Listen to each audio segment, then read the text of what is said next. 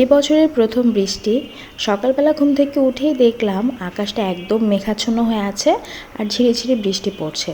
তাই দেরি না করে মা মেয়ে দুইজনেই কিন্তু হাতটা বের করে দিলাম বৃষ্টির পানিটা ধরার জন্য।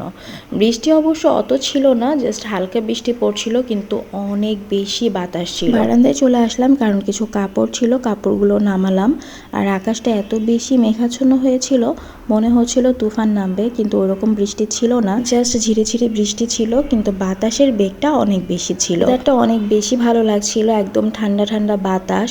আর এর মধ্যে যেহেতু রোজা রেখেছিলাম, তাই রোজার এই ক্লান্তি ভাবটাও কিন্তু এই ঠান্ডা ঠান্ডা ওয়েদারে তেমন ফিল হচ্ছিল না। আর এই তো জান্নাত এই ডলটা কিনেছিল, এবার শপিং করতে যেয়ে ডলটা কিন্তু দেখতে অনেক কিউট। আর ও তো শপিং করতে গেলেই বা আমরাও যদি কেউ যাই, ও বলেই দিবে ওর জন্য কিছু না কিছু নিয়ে আসতে, মানে খেলনা টাইপের কিছু। আর এই যে এখানে আমি সন্ধ্যার জন্য প্রিপারেশনস নিচ্ছিলাম, চিকেন বের করে রেখেছি, তার সাথে আবার দুধও ভিজিয়েছি, কারণ আমি একটা মজার জিনিস রান্না করব আজকে।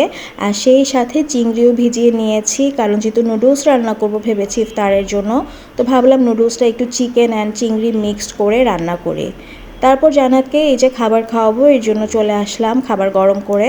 আর জান্নাত কিন্তু আজকে ওর বাবার হাতের ফিশ কারি দিয়ে ভাত খাবে, এর জন্য কিন্তু খুব বেশি এক্সাইটেড ছিল। বলছিল বাবা ফিশ রান্না করেছে, ওই ফিশ কারি দিয়ে আমি ভাত খাবো। তো ওকে ভাত খাইয়ে দিয়ে এখানে আমি কিচেনে চলে আসলাম মজার জিনিসটা রান্না করতে, আর সেটা হচ্ছে পায়েস। আজকে সকাল থেকে ঘুম থেকে ওঠার পর থেকেই কেন জানি অনেক বেশি মিষ্টি টাইপের কিছু খেতে ইচ্ছা করছে, আর চিন্তা করলাম তাহলে পায়েসটা রান্না করে ফেলি, কারণ অনেকদিন ধরে পায়েসটাও রান্না করা হচ্ছিল না। রান্না করতে করতে জান বাচ্চা কিচেনে চলে আসলো। ও এসে বলছিল মামি তুমি কি রান্না করছো, এত সুন্দর স্মেল। তো ওকে বলছিলাম আজকে তোমার পছন্দের পায়েস রান্না করছি, তুমি একটু টেস্ট করে দেখো যে চিনিটা ঠিক আছে কিনা। তো টেস্ট করে দেখছিল এবং খেয়ে বলছিল যে অনেক মজা হয়েছে, আরেকটু দাও, আমি আরেকটু টেস্ট করব। তো পরে ওকে আরেকটু দিলাম, আরেকটু টেস্ট করলো। আর পায়েস বা সেমাইটাও খুব পছন্দ করে। তো এরই মধ্যে কিন্তু পায়েসটা অলমোস্ট হয়ে গেছে, ঘনত্বটা কিন্তু চলে এসেছে আমি যতটুকু ঘনত্ব চাচ্ছিলাম। আর একটু পরেই কিন্তু আমি পায়েসটা নামিয়ে ফেলবো, চালটা জাস্ট আরেকটু নরম হলে। আর নুডলসের জন্য এখানে আমি চিকেন, চিংড়ি, টমেটো, দেন হচ্ছে কাঁচামরিচ, পেঁয়াজ সব কিছু কেটে নিয়েছি, গুছিয়ে নিয়েছি। আর একটু পরেই আমি নুডলসটা রান্না করা স্টার্ট করে দিব। আর পায়েসটাও কিন্তু এর মধ্যে হয়ে গিয়েছে। মাশাল্লাহ পায়েসটা দেখতে যেমন সুন্দর লাগছে, খেতেও কিন্তু মজা হয়েছিল। আর পায়েসের মধ্যে কিন্তু আমি গুঁড়ো দিয়েছিলাম, খেজুরের গুড়টা দিলে কিন্তু পায়েস থেকে অনেক সুন্দর একটা স্মেল আসে এবং খেতে আরও বেশি মজা হয়। পায়েসটা ঠান্ডা করতে রাখলাম, আর এদিক দিয়ে নুডলসটা বয়েল করে নিয়েছিলাম, নুডলস রান্না করব। জান বাচ্চা বলছিল যে ও মিল্কশেকও খাবে, তো এখানে আমি মিল্কশেক বানাবো, তাই সব কিছু একদম রেডি করে নিয়েছি। আর মিল্কশেকটা তো জান্নাত খুবই পছন্দ করে, সেই সাথে আমারও খুব পছন্দ। যেহেতু চকলেট ফ্লেভারে মিল্কশেক বানিয়েছি, মানে চকলেট মিল্কশেক, তাই বাসায় চকলেট ফ্লেভারে যা যা ছিল আমি সবই দিয়েছি। এখানে নাটেলা আছে, চকলেট আইসক্রিম আছে, সেই সাথে চকলেট হরলিক্সও কিছুটা দিয়ে দিয়েছি, যাতে করে সব ধরনের চকলেটের ফ্লেভারটা একসাথে পাই আমি। আর মিল্কশেকটাও কিন্তু খেতে অনেক মজা হয়েছিল। জান্নাত তো বসেই ছিল যে ও কখন মিল্কশেকটা খাবে। তোমার অবশ্য ভাই তো ও তোমার মনে আছে উপরে এক্সট্রা আইসক্রিম কি বলছিলাম? জান বাচ্চা আমাকে বলেছিল মিল্কশেক হয়ে গেলে উপর দিয়ে যেন আমি আইসক্রিম দিয়ে দেই। তো যখন দিচ্ছিলাম এর জন্যই ও বলছিল ও তোমার মনে আছে যে আমি তোমাকে আইসক্রিম দিতে বলেছিলাম। আর এখানে কিন্তু ইফতার প্লেটার একদম রেডি, সেই সাথে গ্যান্ডারির রসও আছে। আর আজকে কিন্তু আমাদের সাথে ইফতার করবে আম্মু, আর সেই সাথে আজকে এসেছে আমার ছোট ভাই। আম্মু দুপুরবেলায় ফোন দিয়ে বলেছিল যে আম্মু আসবে, তারপর আমার ছোট ভাইও আম্মুর সাথে চলে এসেছে আমাদের সাথে ইফতার করার জন্য। জান্নাত তো ওর নানুকে আর ওর মামাকে পেয়ে অনেক হ্যাপি, ওর ফেস দেখে বোঝা যাচ্ছে যে ও কতটা খুশি হয়েছে। আর এই তো দেখুন ওর প্লেটটা এখন আমি আপনাদেরকে দেখাবো। ওর প্লেটে চকলেট দিয়ে ও প্লেটটাকে সাজিয়ে রেখেছে। ওর নানু আর মামা যখন এসেছে ওর জন্য এতগুলো চকলেট নিয়ে এসেছে, আর ওইগুলো দিয়েই কিন্তু ওর প্লেটটা সাজিয়েছে, ও নাকি এগুলো দিয়ে ইফতার করবে। আর এই তো ওর ডলটা, যেটার কথা বলেছিলাম যে ও শপিং করতে যে ডলটা নিয়ে এসেছে, ওর নাম কিন্তু ও রেখেছে মিষ্টু।